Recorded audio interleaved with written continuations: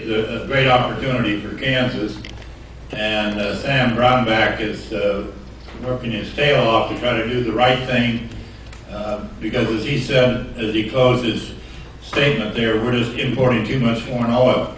And they were making that same argument back in the 1960s when I first went to the Senate. In 62 and 64 and 66, we were importing too much oil. Then it was 30, 40%. Yeah, and Boone's going to give you particulars on how much, but it just grown and grown and grown. And we always talked about, well, let's do something about it, but we never did anything about it. That happens sometimes in Congress. You talk a lot about doing something about it, but you never get around to doing anything about it.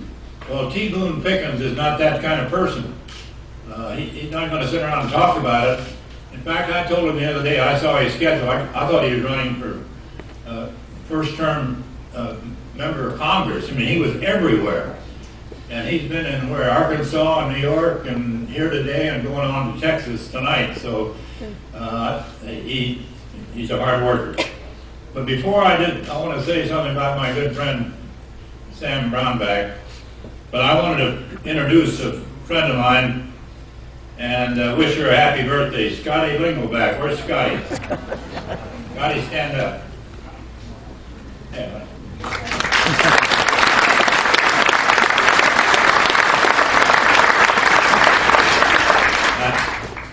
She's much younger than I am, or I was here.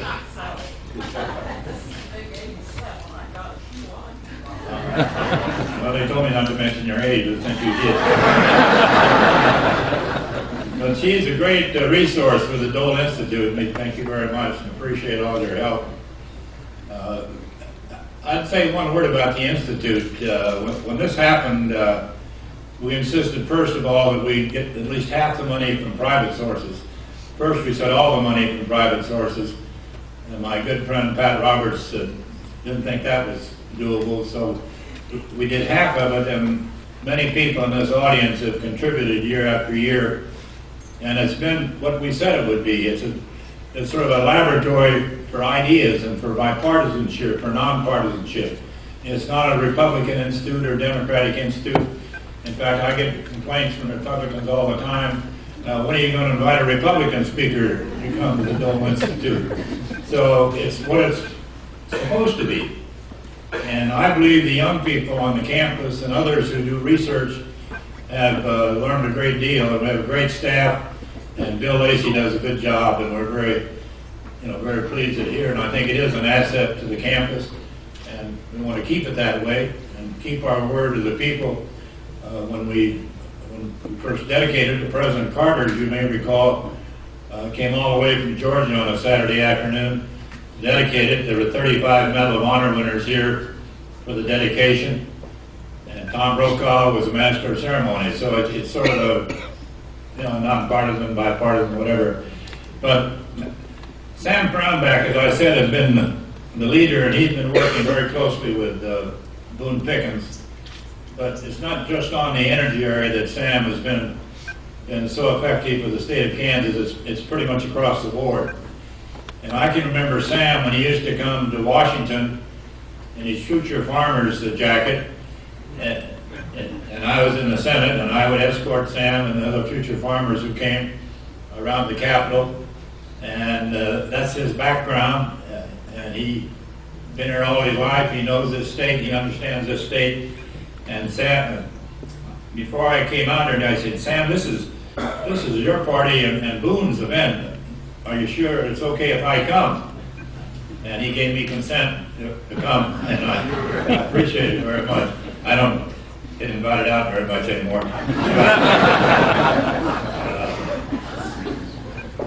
Now I want to say just one word about Boone Pickens.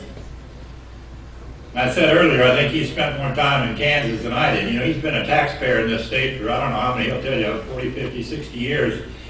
But he can tell you by acquiring the Yucatan Production Company at Garden City, Kansas in 1969, which owned a substantial portion of the Yucatan field in southwestern Kansas, which is the biggest field there was. That's where sort of Boone really got his start.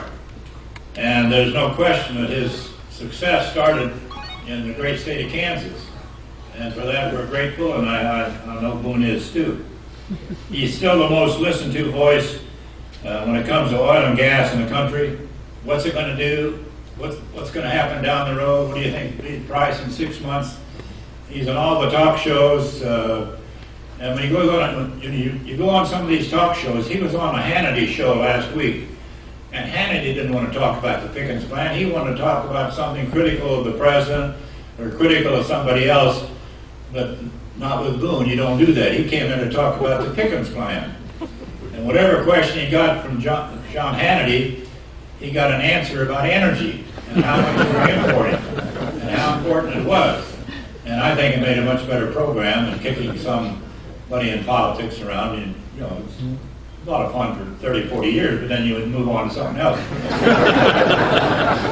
if I'd have stayed on message the way Boone stays on message, we might be in the presidential library today. So I like to ramble around all the time.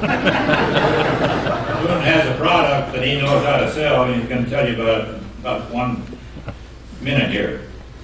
In fact, I think Boone announced my delegates from Texas in 1996. Well, I think he's a lot like the spirit, as I said earlier, of this institute. You know, we're reaching out, we're trying to learn, we're trying to be creative. We want people to know more about what's going to happen in the future. And Boone understands how important it is, particularly to the younger people in this audience, and there are many of them, about the role that energy will play, or the role that if we don't have energy, it will play in the future. And the biggest, I think, the thing that I liked about, and I watched Boone around the Capitol, this is not a partisan thing to Boone Pickens. He doesn't make it a partisan thing. He doesn't single out one source of energy. He'll talk to you about nuclear, he'll talk to you about wind, he'll talk to you about natural gas, whatever it is. He's kept it very general, so he's picked up a lot of support across the board, Democrats and Republicans, because he hasn't made it a political issue. It shouldn't be a political issue. We're talking about the future of our country and the future jobs for our children and many in this audience. So he firmly believes in what he's doing. He wants to build a stronger country, and he's doing it with his own money. He didn't get a bailout or any money from the federal government to go out and try to sell this Pickens plan. This is the T. Boone Pickens plan, and if you want to read more about it, I just happened to bring a copy of his book. T. Boone Pickens. There's going to be a signing ceremony after a while, but it's a great book. It tells you how one person can make a difference. So Boone, we're honored that you're here. I know this is your second visit to the Institute. We welcome you to the state of Kansas, and please come up.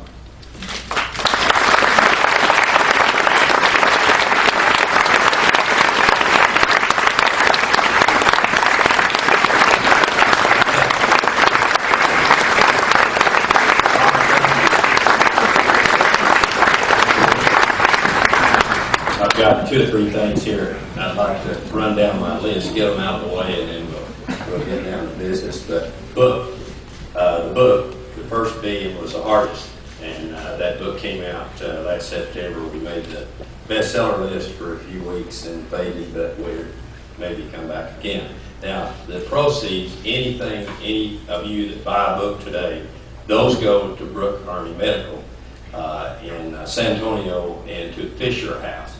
So I don't get any proceeds off of that, and so you know when you're doing that, it helps our service people. The second that I go back to the 1996 race, whether we want to talk about that or not, Bob, I don't know, but I'd like to say something about it because it's one of the highlights in my life. When I was at the Republican convention at San Diego in 1996, when I stood up for Texas and said we cast all our votes for Senator Dole from Kansas for President of the United States, and that was a big day for Boone, and it was I still remember it very well. The Sam Brownback Sam and I are working hard on an energy plan for America. And every time we get together, we get a little further into the strategy of it. But I can promise you this year, I don't know whether Sam can or not, but I can promise you we're going to have an energy plan for this country. We've gone 40 years with no plan. And so now we're getting ready to come upon a time when we have a plan. I want to talk a little more about that, but I want to recognize Dan Jacobson, president of AT&T Kansas. Is Dan here? Dan, thanks. Let me tell you why I'm recognizing Dan. Dan has helped, his company has, and has shown great leadership. And I had a visit with Randall Stevenson, CEO of AT&T in Dallas, and we talked about that the country needed an energy plan. And I said, what we need on energy is leadership. We need it desperately. And he said, in what way? I said, you need to have the big companies here, the leaders in corporate America, come forth and say, we're going to get on our own resources in this country, and we're going to get off of foreign oil. And Randall said, okay, how do you see that happening? And I said, I'd like for AT&T to announce that they are going to do a large number of their vehicles on natural gas or hybrids. But what I want is America. And when Bob said that, said I'm for nuclear, I'm for drilling, I'm for natural gas, I'm for ethanol, I'm for anything that's American, is what I'm after. And I want it replacing foreign oil. And I'll talk on in a minute about that. But anyway, AT&T stepped up as the leader for us on that. A couple of things, I've got some small type here, but on my Pickens plan, there are 34,870 Pickens plan members in the state of Kansas that have signed up with me on that. Could I have a show of hands of you that know something about Pickens plan? It was higher in Oklahoma. Okay. We had 4,558,000 people sign up for the Pickens Plan Virtual March, which was April 1 through 3. And we put over 1 million emails, faxes, and calls into Washington during those 3 days. So we're pretty well known, I mean, as to what we're up to and what we want, which is an energy plan. Now, further, Governor Sebelius was I think the first governor that signed with me on the Pickens plan, and that was at Topeka. We did the first town hall meeting at Topeka back in September, and wrong, it was in July. But we did it out there, and we could not believe we were prepared to receive 600 people there, and we had 600 indoors and 400 outside. So I knew that some of the concerns I had about energy for America and what Americans thought about it was coming through very clearly to me when we asked the people to come, and we had a great meeting. One last point, Congressman Dennis Moore from Kansas is also signed up with me on the Pickens plan. And I don't have to stand back here to oh, good deal. Water, and I can sit down. Okay, let me go into my mission. I see this as a mission for me. How did I get the mission? It was many, many years in the business prepared me for the mission. And as it unfolded, I started to become very sensitive to what politicians said about energy. And I go back to 1970, and Richard Nixon said at the end of the decade, we will not be importing any more oil in the United States. At that point, we were importing 24%. At the end of the decade, we were importing 28%. Nobody ever said to him, Mr. President, you told us we weren't going to be importing any more oil by the end of the decade. Nobody ever asked the question. And I wonder, do they forget, or is it that it's not mentioned? So from that point forward, everybody that ran, Democrat or Republican, would say, elect me, and we will be energy independent. And they would be elected. Nobody ever said, how are you coming on energy independence? Nobody ever asked. As we went forward from 28% at the end of the 70s, we were now 51% by the time we got to the Gulf War. And I was making speeches, which, you know, people would say, it's a good speech, I agree with you, but nothing happened. I'd say, we can't go any further. We're going too far. We're dependent on oil from people that hate us. And I said, well, that sounds good. I think you're right. I think all this is true. But never did we pick up any traction, no momentum, nothing happened. But the reason it didn't happen is because we had cheap oil. And so here we became addicted to cheap oil. Today I've been working earlier in New York today, and I just came into New York. And there, somebody said, it's just like dope, isn't it? I said, pretty much like dope. I mean, we got it cheap, and we continue to use more and more and more up. So we get down to this point in what is this year? 2009, we're importing almost 70% of our oil. 57% of the 70% actually comes from Venezuela. Really nice guys. We get 1 million barrels a day from them. We get Mideast, of course, and we have some friends, maybe, but we have some people that appreciate us, and from Africa, and that's kind of falls in the same category. So all this now, we're sitting here very, very bold in this country, and our security is very much at risk, and because of the dependency on foreign oil. Okay, the problem's been pretty well analyzed at this point. I think that I could add some other things and maybe Wells would go, but now what's the solution? How do we get off of it?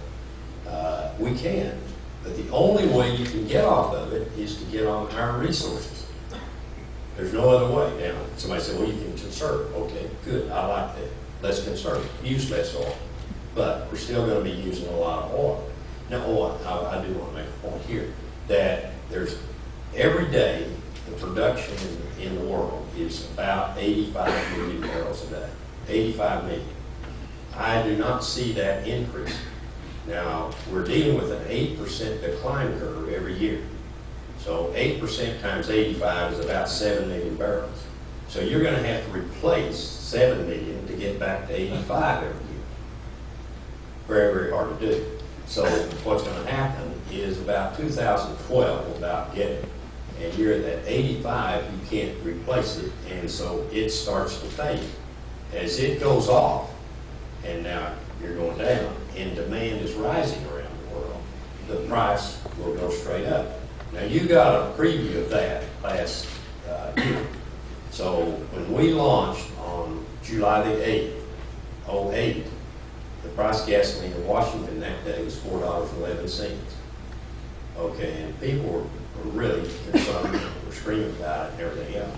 And we did a lot of polling and focus group work and spent a lot of money. I spent $58 million to tell the story, and I didn't raise a dime of it. I mean, it was all me.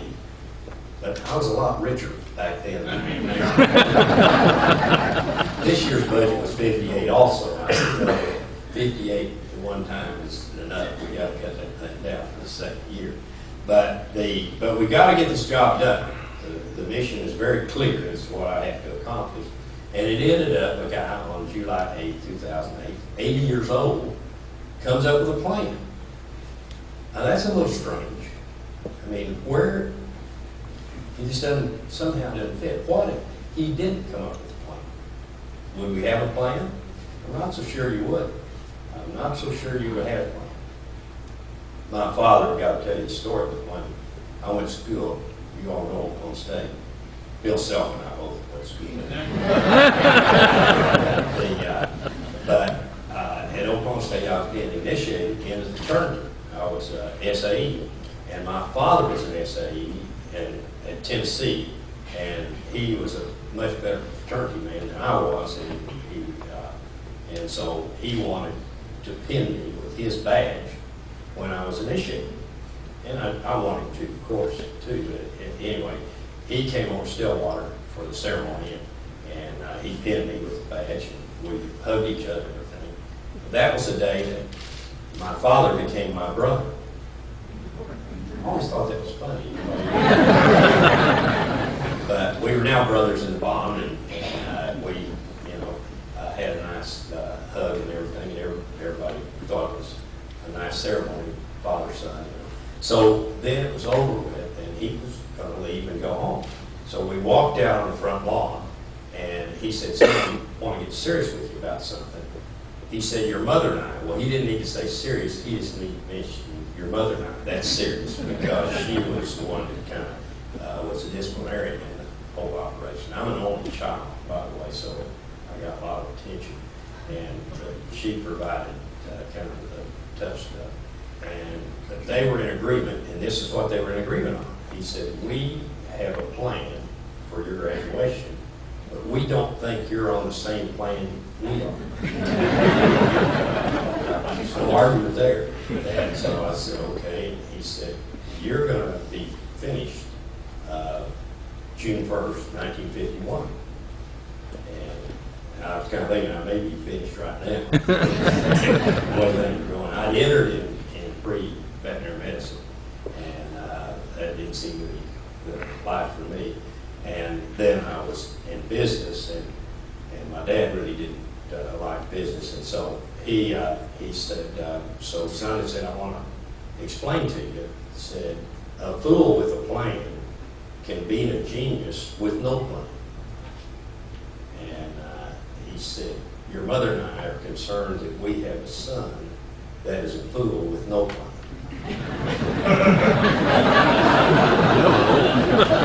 There's nothing he had said at that point that I could respond to. I kind of shake my head and all.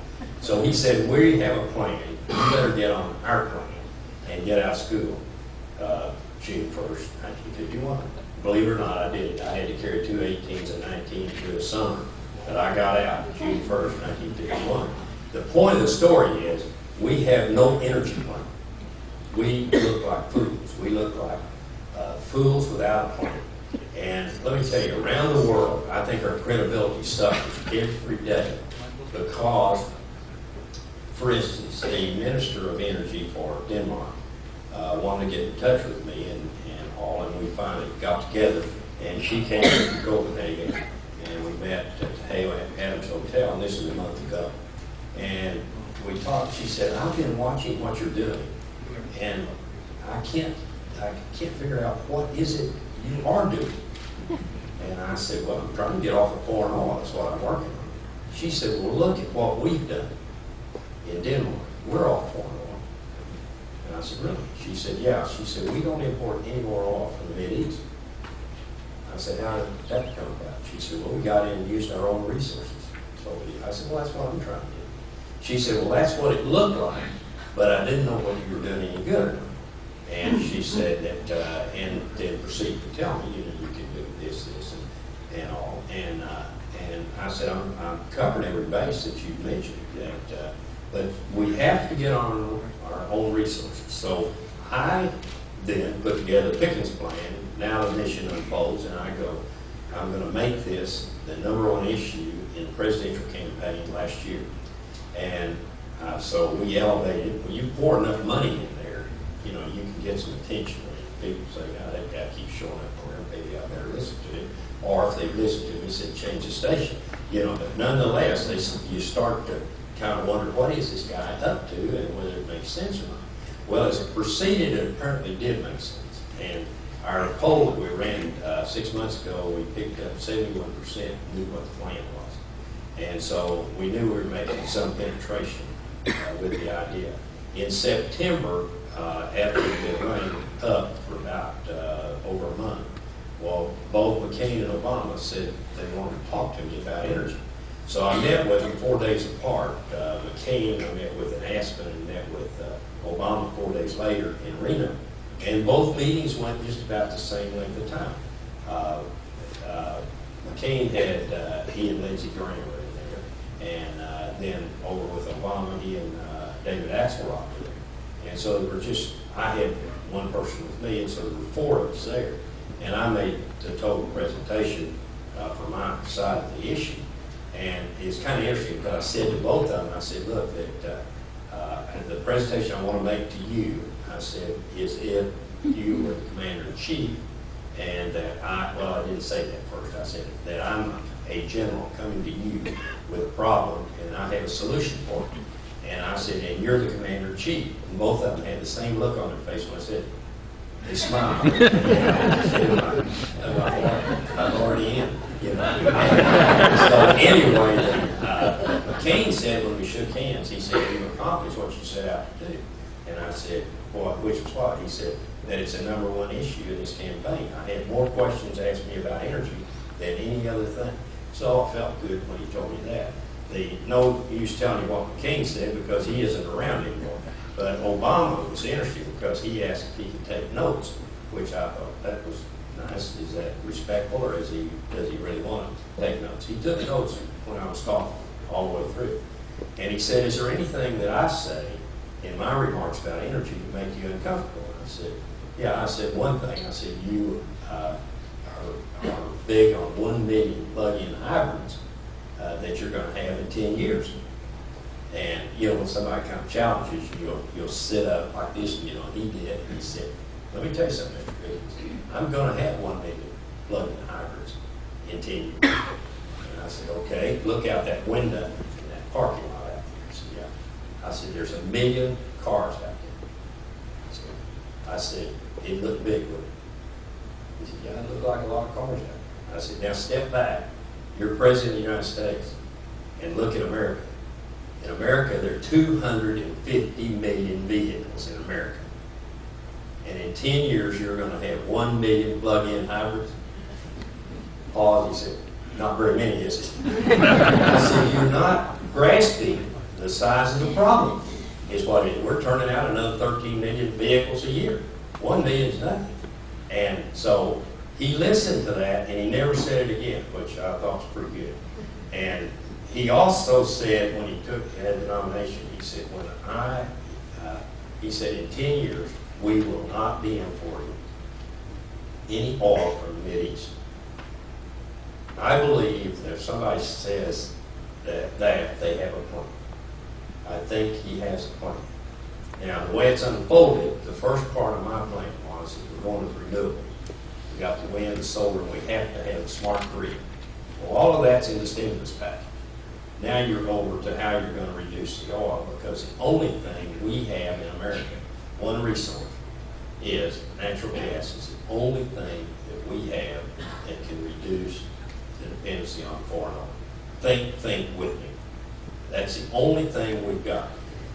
Both Obama and McCain said to me, we would like to use a battery. I said, fine, but a battery won't move an 18-wheeler. Again, they had the same look on their face. It won't. They didn't know. They didn't know you could move. The only thing going to move an 18-wheeler with is diesel or with natural gas.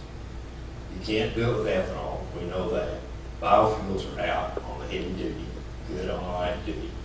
And so as it unfolded, and now we're over to the energy bill, and Senator Brownback is big in this deal, and what I believe that we have to do is to have a very clean bill, not connected to climate, not connected to cap and trade, but take it through there so we can get on our own resources as fast as we can.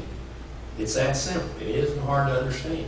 So we need to get an energy bill where we are going to move natural gas to heavy duty, do the light duty with a battery. That's fine with me. I don't care. I want it to be American, is what I'm after. I want to get off of foreign oil. And I'm 80 years old, so I'm in a rush. Well, I mean, you have to be. And right now, the iron is hot. We know that. We know that Congress is ready for an energy bill. They know we've got to come with something. And I think we're going to get it. I think both the Democrats and the Republicans want it. So we got the problem pretty well analyzed.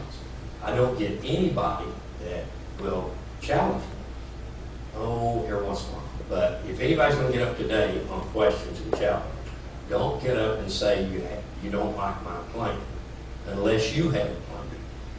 But you can't just say you don't like mine, and that's it. No, because if you don't like my plan, your plan is foreign oil.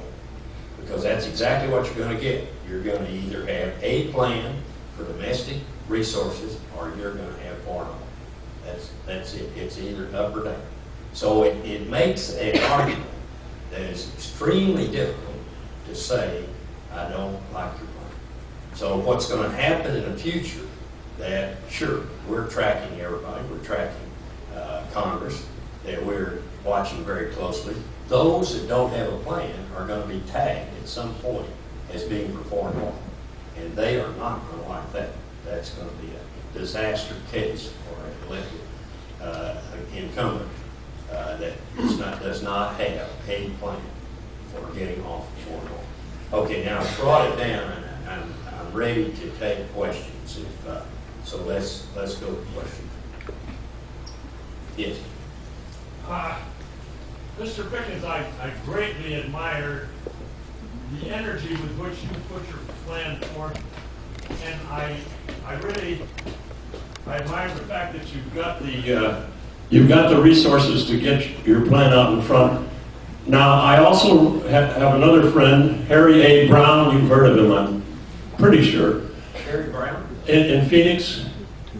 And he has the Phoenix project, but he doesn't have the funding you have. And so I even tried to get John him. Sperling out there tomorrow. Pardon me? I'll see John Sperling in Phoenix tomorrow. Well, I'm thinking of Harry A. Brown. His plan is to use the windmills you're talking about, but to turn the energy into hydrogen right then and there. And I thought, well, why not combine the two? We know how grids break down, and they do. Okay. Can you have an automatic system that would start to immediately turn that energy I know the question. into hydrogen? All right. The hydrogen is very expensive. And so we're not ready to receive hydrogen in the vehicles. We do not have the vehicles to do it. So we don't, can you hear me okay? Not quite. Okay, but we do not have the vehicles to run on hydrogen. So it's actually the power that we're going to generate with the windmills we're going to have to subsidize it. There's no question we do. The wind is priced off the margin. The margin is natural gas. So you're going to have $8 natural gas to make the wind work. Is kind of the way it is. But we're getting on our own resources. So we need to develop. These things are going to develop as we go. We will be much more efficient 5 years from now than we are today. But as you go forward, the natural gas, all it does is bridge you to where you want to go. It's going to bridge you about 20 years, and you're going to have the technology at that point that the next transportation fuel that we're going to have will either be the battery or it'll be the fuel cell. It's the way it's going to work. But you have to have the bridge, which is natural. Believe it or not, one of my new friends, this surprised Bob when I say this, Al Gore. Now, don't laugh, just a second. Al is big on climate. Climate's on page 2 for me. Page 1 is security for America and our economy. That's on page 1. But it so happens there's some things that are parallel on climate and getting energy secure in this country. And so, and Al said the other day in a summit meeting in Washington where we had Pelosi and Harry Reid, and had 28 people there. President Clinton was there, and Gore was there. Gore said, I agree with Boone Pickens on this. We have to use the natural gas on the heavy duty to bridge us to the battery in the future. So that's going to happen. You're not ready to take wind to hydrogen. Okay, next question. You have a question in the middle? Yes. Have you found a way to motivate the companies who own the actual electric grid to upgrade that grid, or are they just to upgrade based on doing the right thing? Well, what's going to happen, and there's been a lot of work done on this, but the question on the grid that is the problem is the siting of the right-of-way. And so that's got to be done. And I'm supposing there's going to be, as this thing unfolds, you're going to hear a lot of conversation about Eisenhower and Interstate Highway and how that went down with the American people. Of course, the Interstate Highway were built by the federal government. But here, they can get those right-of-ways. Kind of an interesting sideline to that. I was on a program this morning with Ted Turner, and Ted is, you know, he's very green, and he kind of falls over the same side as Al Gore does on it. But Turner is convinced that if we do have a green economy, we will have the best economy we've ever had. I see that more as we have a green economy, we are on our own resources, and that will be the best that economy we've ever had. Remember, when oil is selling for $140 a barrel, that you're paying out $700 billion a year for oil, and boy, that money's gone. So today, at $50 a barrel, you're about $350 billion a year is what you have going out of the country. But if you don't have an energy plan, and you haven't had for 40 years, go forward for 10 years and look at that. Well, what are we looking at? 2019. At that point, you'll be importing 75% of your oil, and you'll be paying $300 a barrel for it. So at that point, you're now paying out $2 trillion a year for foreign oil. Now that solves two problems. The two problems it does solve is healthcare and education, because you're not going to have any money to address either one of those. You spend it all on the oil. Okay, that's a horror story if that happens. We can't let that happen. And you say, well, how do you know it's $300 a barrel? Go back 5 years. The revenues for OPEC were $250 billion 5 years ago. In 2008, their revenues were $1,250 billion. Now, they didn't all come from us because they sell oil to a lot of different. But $1,250 billion were their revenues last year. You go forward 10 years, I promise you'll be at $300 oil. Okay, next question. I'll let somebody pick There's on a question in the back of the room. Okay. Mr. Pickens, does your plan include taking the Alaskan oil from the pipeline and selling it to the U.S. rather than just to Asian countries? Gary, that question. Did you hear? Does your plan include taking the oil from the Alaskan pipeline and using it in the U.S. rather than selling it to Asian countries? No. Remember that Alaska, it's a myth that people believe that there are huge reserves in Alaska that are going to solve our problem. Now, the 85 million barrels that's produced every day, we are using 21 million barrels a day. 21 million. That's 25% of the total, with only 4% of the population. 12 million barrels we are importing. Of the 21 million that we use, we import about 12 million barrels. So Alaska is not a solution for us. It will help us. And we have no simple solution for one thing to solve a problem. So what do we do in Alaska? Go ahead and drill Anwar. That's fine with me. But remember, the pipeline in Alaska from Dead Horse down to Valdez is only 2 million barrels a day.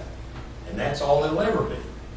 That's all it'll ever be. Go back. We're importing 12 million barrels. So if we increase the production in Alaska, what could we get? Right now, that pipeline has depleted down to 700,000 barrels a day. So you can add 1,300,000 barrels to it, and that's all you can do. It doesn't make any difference how much oil you find up there, but it will last a long time, which is good. Maybe you can fill up to 2 million barrels a day for 10, 20 years. I don't know. But that's all you can count on out of Alaska. So Alaska, that crude comes down and goes into California, is where that crude is processed. So Alaska is not the solution, but any oil we find anywhere in the United States will help. Question? I have a question. I have a question right here. Does coal play a part in your plan? Does what? Coal. Coal. Anything that's American, I'm for. I'm for coal, yes. I think you're going to have to clean it up, or you're not going to get it past the problems that we have. A lot of people, as you know, I know your project out here at Holcomb and all, that was a struggle in the state, that some wanted it, some didn't want it. But the thing about it is, I probably would have been for it because it creates a transmission to Colorado, and you can put the wind on the grid, and get on some of that transmission. So, transmission, I want to go back to, I said about Ted Turner. We were on this CNN deal, which doesn't come out for 2 weeks or something, but it was questions and answers to each other. And I said, Ted, let me tell you, I said, you own 2 million acres of surface in the United States. You are the largest landowner in America. I said, what would you do if they said, by golly, we're going to have to site a transmission line across your property? He said, I'd be glad to have it. I mean, like that. He didn't even think. He said, what would you do? You have a ranch. 68,000. I'm not even in his league. 2 million and 68. But 68 is not bad. But 68, I said, I'd answer the question the same way. I said, I was asked that question the other day. I said, let her come. I said, if it's going to help the situation in America on transmission, if it comes across me, I'll be glad to have it. That's it. I want this guy here from Michigan to ask, he's going to ask a question. What in the hell are you doing here with a Michigan shirt? What's the question? I'll repeat.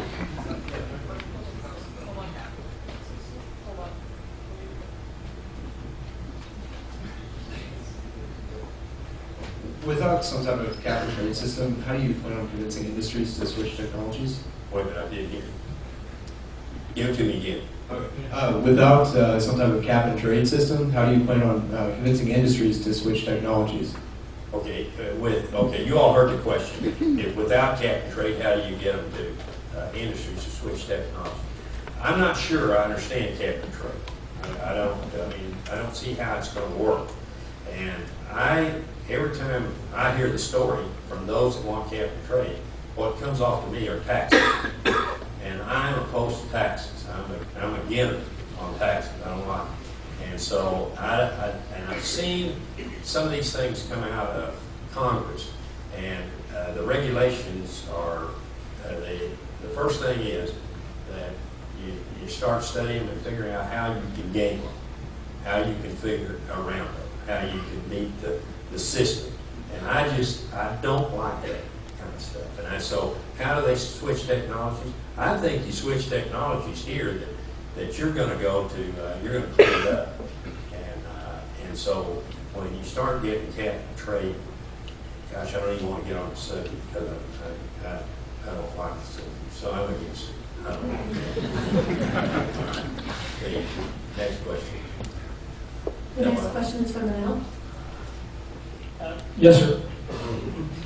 I became interested in the peak oil theory after having read James Kunstler's The Long Emergency, and I'm wondering if you can comment on that. But on a more practical level, Honda currently makes a Civic that runs on natural gas, which I'm sure you're aware of.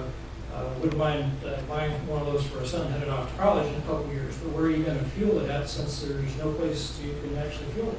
Okay, so you're talking about the infrastructure for natural gas. Go back to Kunstler. Madeline and I went over to SMU and heard him one evening for 2 hours. And the guy makes a lot of sense, but he won't ever tell you when anything's going to happen. You know, he just says, you know, because we've done this, several things, and he believes in peak oil. I believe in peak oil. I think you peak. And so all we have to look forward to for oil is a decline curve, which will happen faster. Once you start declining, you can't replace it. It's sort of like a treadmill, and they just turn the speed up on you. And so it goes pretty fast, and decline comes quick. The infrastructure will come, and we're not talking about we're talking about infrastructure first. It's not your car. You're talking about what I'm after are the heavy users of diesel, which are the 18-wheelers.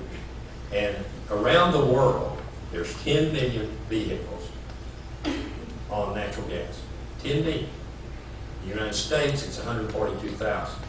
When you look at where the gas reserves are, it's interesting because we have developed a great amount of gas in the last 10 years in this country. And it's in the basins, the shale basins. 10 years ago, the largest supply of natural gas untapped in the United States was the Arctic Coastal one up at Dead Horse, Prudhoe Bay. That was a blowdown gas in the Prudhoe Bay oil field. But that was 39 trillion. Now, the largest gas field in the United States is a Barnett Shale, which is, you know, I can see it out my window if I stand on my chair. It's, you know, DFW Airport. They drill under DFW Airport. And it's in 5 counties, and it's a shale that you can fracture and actually get a lot of gas out of it. Now they have a big one in North Louisiana called Haynesville, and that looks like it's going to be bigger than Barnett. Then you have Marcellus, which is up in Appalachia, and that covers down all the way down to Pennsylvania, clear across West Virginia. And that's another big shale basin, which that looks like it's going to be several times larger than the Barnett. You got the Woodford in Oklahoma, the Fayetteville in Arkansas, and the Barnett again in West Texas. And then you have the Horn River up in British Columbia.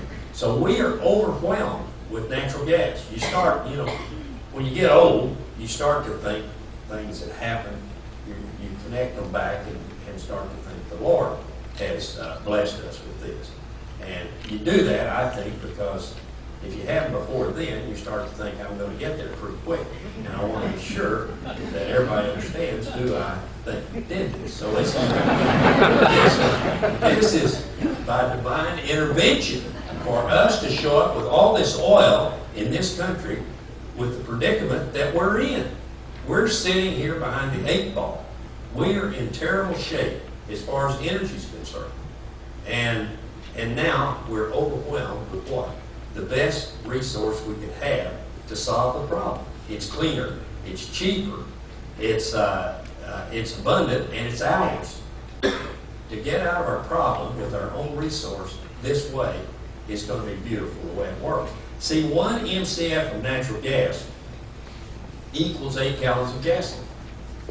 They're the same PTU value, they're the same, they move the car the same distance, the same speed. 8 gallons of gasoline cost what would be $20, is that fair price? $20 for that. And the natural gas, the equivalent natural gas is $4. What a break. The cleaner, cheaper, abundant is ours. You know, it's an incredible, it's 23% less NOx on natural gas than on gas. So we're cleaner, much cleaner. Okay, another question. We have time for 2 more questions.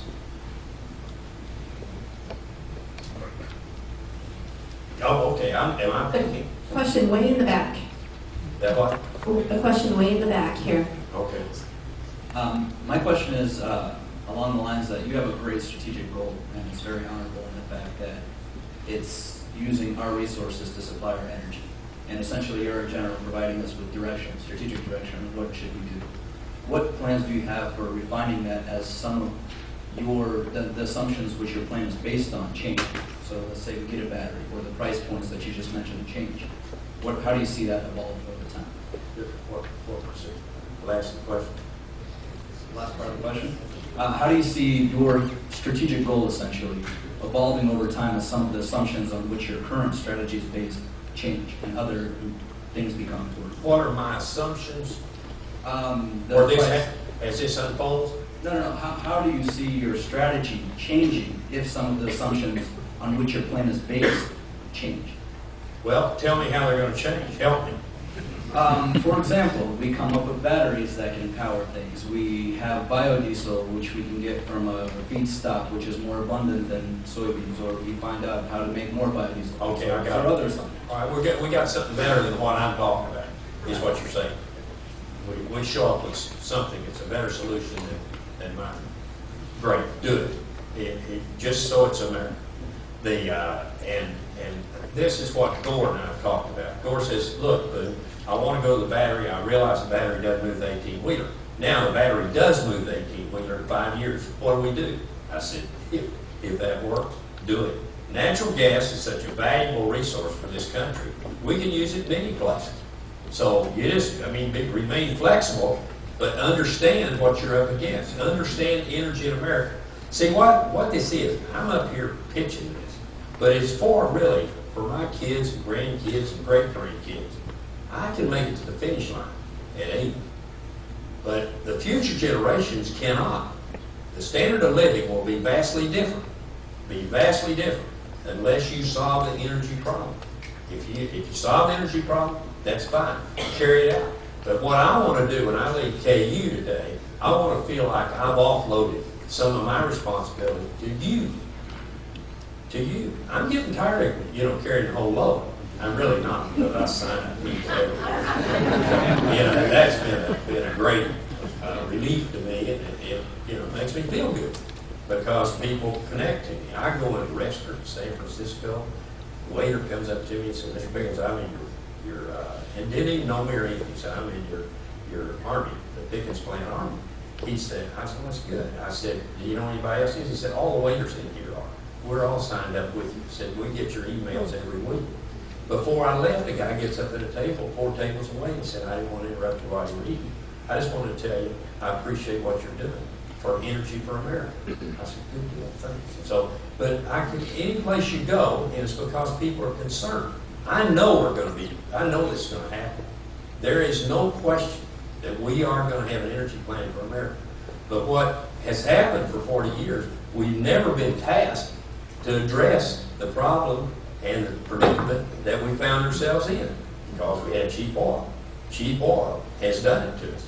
And so here we now know, that everybody can see the problem and what's going to happen. Are we going to get on our own resources? What's going to work? Then we're going to improve.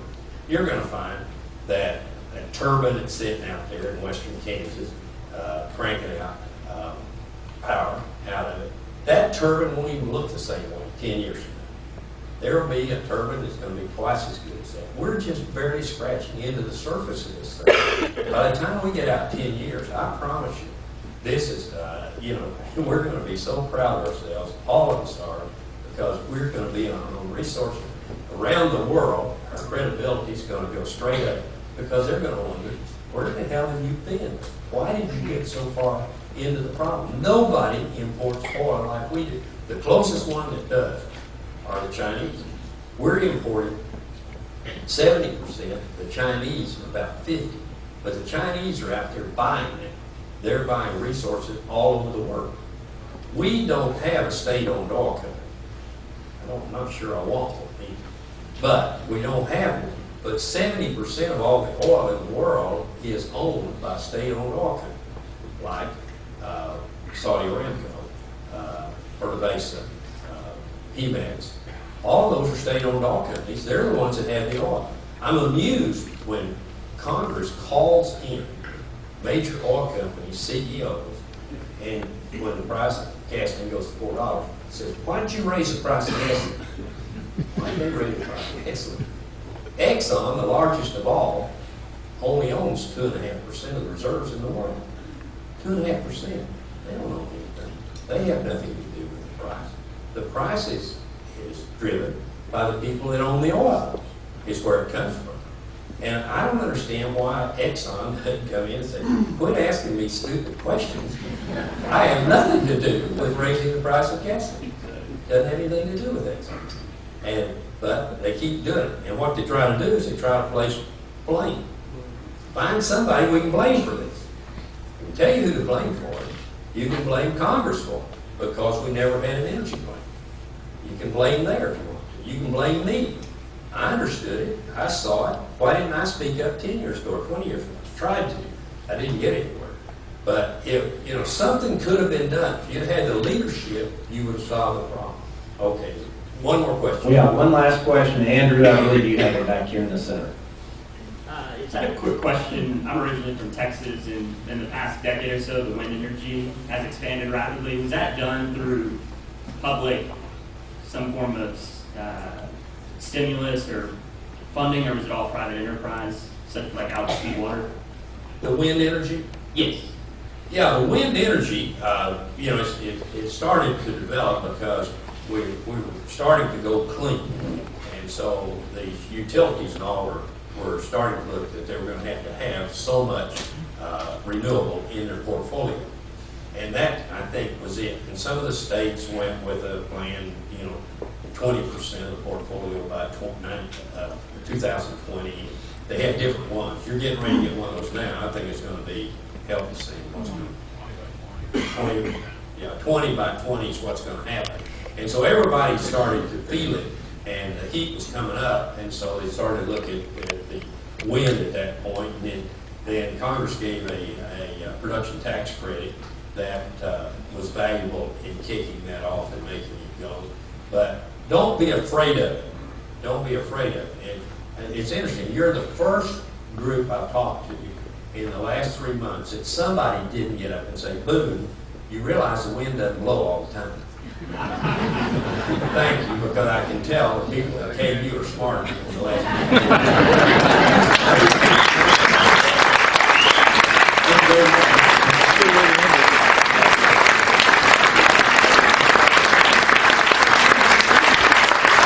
Thank you very much. Thank you, Senator Dole. Thank you, Senator Brownback. Thanks to all of you for attending today. We really appreciate your support. Remember, we'll be doing a book signing shortly. You can pick up on a book in the lobby. We'll be doing our book signing back there. And I understand that if you were in the Simon's Media Room, you might want to stick around because you might get a special visit in just a moment since you weren't able to be here in this room. Thank you all for coming out today.